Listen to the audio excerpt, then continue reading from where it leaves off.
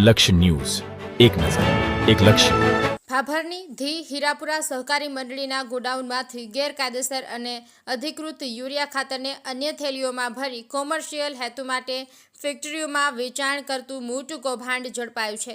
જાણવા મળતી વિગતો મુજબ સરકાર દ્વારા ખેડૂતોને યુરિયા ખાતર સરકારી સબસિડી કાપતા 266.50 લેખે અધિકૃત લાયસન્સ ધારકોને વેચાણ કરવાનું હોય છે, પરંતુ ભાભરમાં ખેડૂતોને અપાતું સબસિડીવાળા યુરિયા ખાતર પીળી થેલી હોય છે, પરંતુ આરોપીઓ પીળી થેલી બદલી સફેદ થેલી ઉપર urea four industrial use only લખેલા ખાતરની થેલીઓ ભરીને મશીન સિલાઈ કરીને પેકિંગ કરી ઔદ્યોગિક એકમોમાં મોટી રકમમાં વેચાણ કરી મોટો આર્થિક નફો મેળવવા સબસિડીયુક્ત ખાતર ઔદ્યોગિક એકમ સુધી પહોંચતું કરવાનું ષડયંત્ર ચાલતું હોય તેવી માહિતી ભાભર પીઆઈ એસડી ચૌધરી અને સ્ટાફના માણસોને મળી હતી.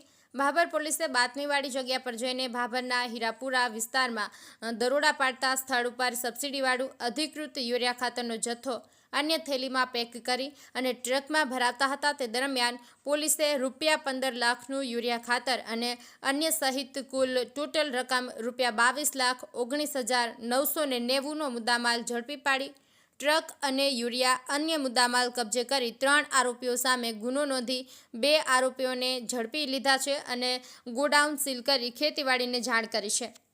ગોપાલ કે પૂજારા, ભાભર, બનાસકાંઠા.